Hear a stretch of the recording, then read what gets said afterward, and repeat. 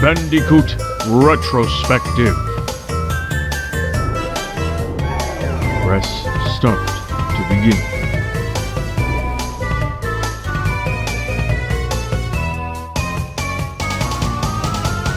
The year is 2003, and Crash Bandicoot will receive its second kart racing game, Crash Nitro Kart. Originally, this game was being developed by Traveler's Tales and was going to have more of a focus on a demolition aspect, being able to break your opponent's karts mid-race. Somewhere down the line of development, this idea was scrapped and development of the game was handed to Vicarious Visions. This is when the game would become known in development as Crash Team Racing 2. Vicarious Visions were determined to make a bona fide sequel to Crash Team Racing more than anything else. Will Vicarious Visions make a game as great as the original, or will their efforts fall flat? Let's find out.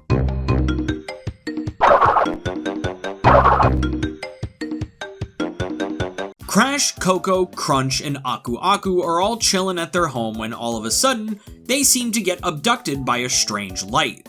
Meanwhile, Cortex, Engine, and Tiny are thinking of a way to get rid of the Bandicoots so that they can conquer the world when the same exact thing happens. When they finished getting kidnapped, we see that they were all transported to a coliseum called Velo's Citadel. This is where they meet with Emperor Velo the 27th, the most accomplished racer in all of the galaxy. Having heard of their racing prowess from nitrous oxide, he decided to hold a racing tournament to see who is the best racer in the galaxy.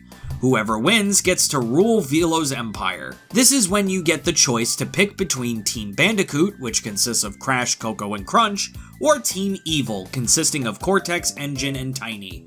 It doesn't really matter which team you play as, all it does is change some of the character interactions with the other racers, and change the ending that you get. Either way, the racers you choose must go through 4 different planets and defeat the champion of each planet. On the very Earth-like Terra, you must face Krunk. On the ice-cold Baron, you must defeat Nash. On the desert-filled toxic wasteland of Phenomena, we fight the mime duo of Norm and Big Norm. And finally, on the technologically advanced Techni, we fight the obsessively compulsive Geary. After defeating every champion and getting all of the keys in the game, your team will be challenged by the most accomplished racer in the entire galaxy, Emperor Velo himself. When either team beats Emperor Velo, it is revealed that the big imposing body that he has is nothing more than a robot suit.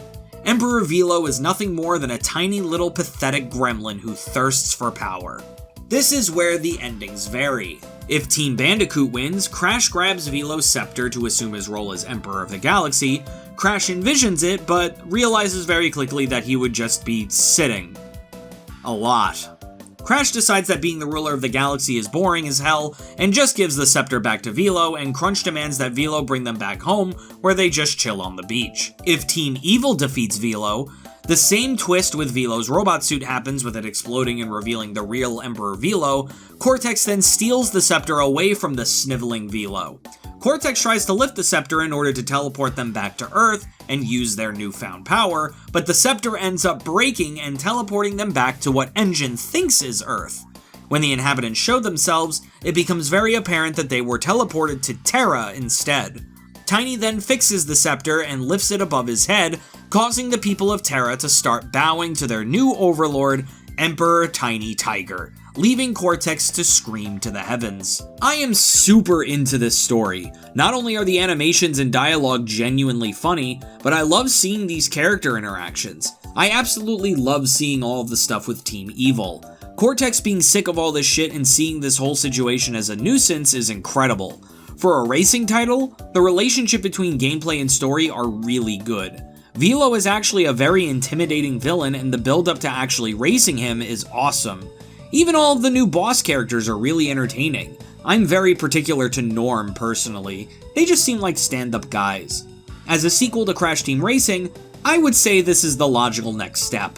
The first game had an alien come to Earth to challenge them to a race. This game had the Earthlings come to the alien planets to race. Perfect symmetry. With all of that in mind, Crash Nitro Kart's story gets my rating of an A+.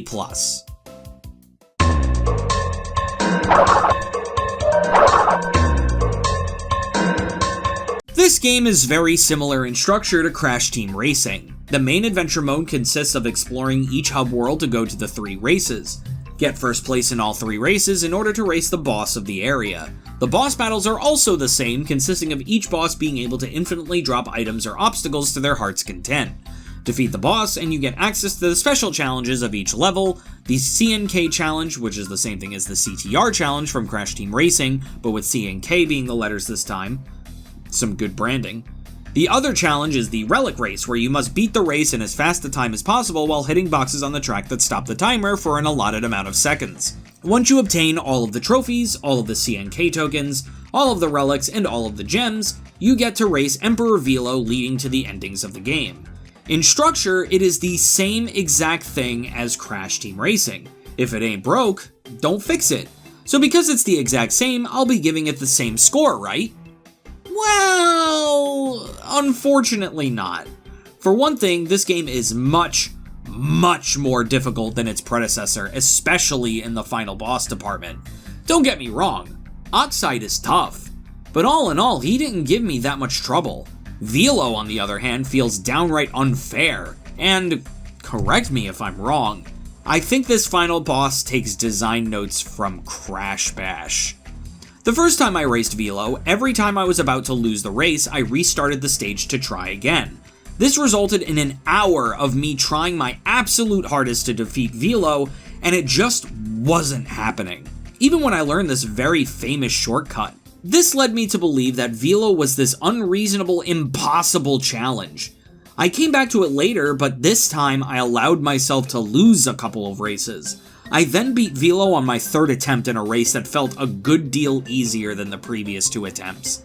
When I allowed myself to lose a few times when racing Velo as Cortex, I found that I, once again, did it on my 3rd attempt in a much easier race. I think that allowing yourself to lose a few times makes the AI adapt and become easier. I have to deduct points for this because the game shouldn't require you to lose a challenge a few times before making it, possible.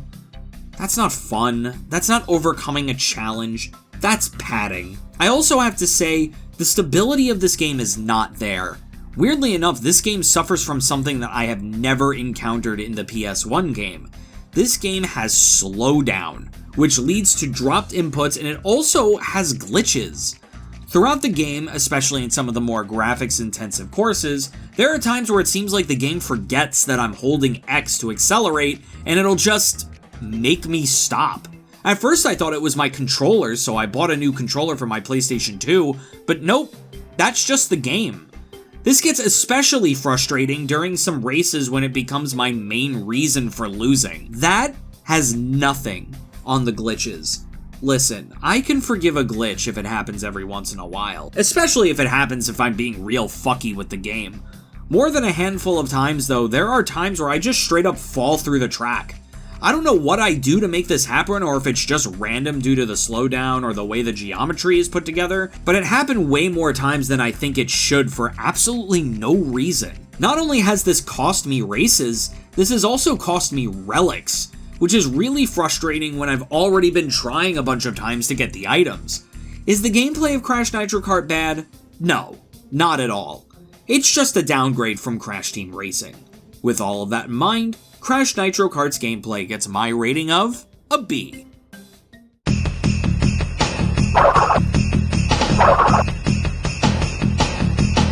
Though the gameplay may be lacking a bit, the one spot they didn't skimp out was the presentation. Compared to how these characters looked in Wrath of Cortex, they look 1,000 times better this time around, and the characters have regained their soul, thank God. I especially love the interactions between Team Evil. It's really cool and funny to see Cortex, Engine, and Tiny interact like this.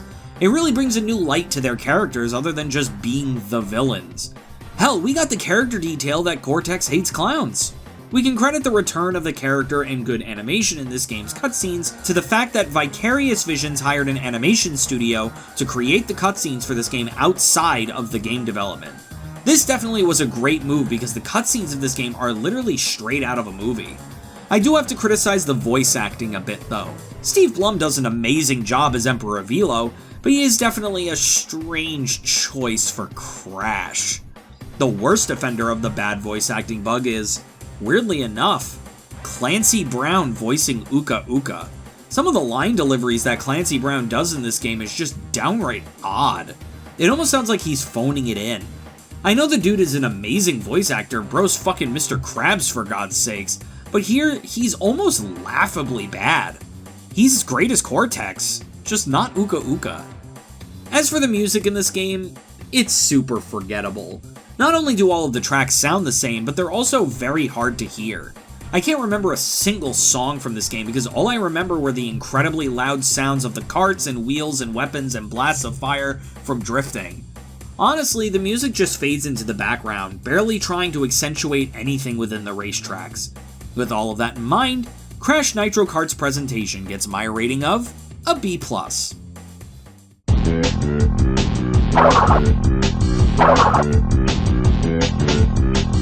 To complete Crash Nitro Kart, you must do pretty much the same stuff you did with Crash Team Racing, but twice!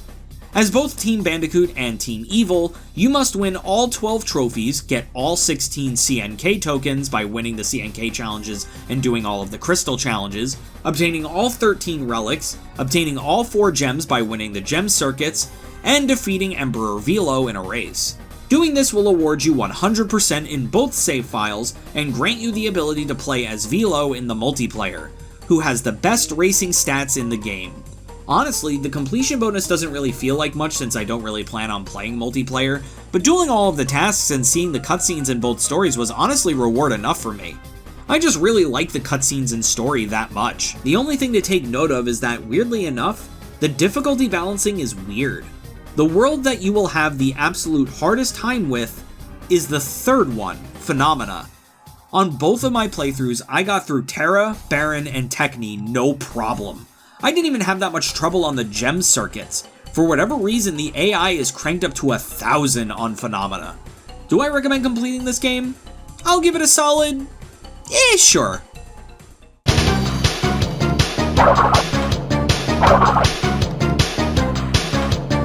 Though Crash Nitro Kart is not as good as Crash Team Racing, do not let that fool you into thinking that Crash Nitro Kart is a mediocre game. Comparing Crash Nitro Kart to Crash Team Racing is like comparing a good game with a masterpiece. Sure, in comparison it looks bad, but all in all, it's still fun. With the best written story since Crash Team Racing, gameplay that is still fun despite its bugginess, a presentation that does not disappoint in the visual department but is sort of forgettable in the music department, and a completion that is just challenging enough to be fun, Crash Nitro Kart is a worthy successor to the greatness that was Crash Team Racing. With all of that in mind, Crash Nitro Kart gets my overall rating of an A-, only a few points lower than its predecessor. Thank you everybody so much for watching this video, and if you like the Crash Retrospective, please like, comment, and subscribe if you want to see more videos like this one, and hit that bell so you don't miss the next episode. We also have merch in the description below where you can get our shirts, mugs, and stickers to enrich your gameplay experience. I'd like to give a special shout out to Andrew's Retro Games for being the most well-esteemed guest of them all. You could also become a channel member to get all of these videos when I'm finished editing them as opposed to when they're scheduled to come out. Next week, we'll be looking at the next Crash game in the lineup, Crash Nitro Kart for the Game Boy Advance. That's right, baby, we're doing different console versions. With that, I'm Bottles, and I bid you, my well-esteemed guests, adieu.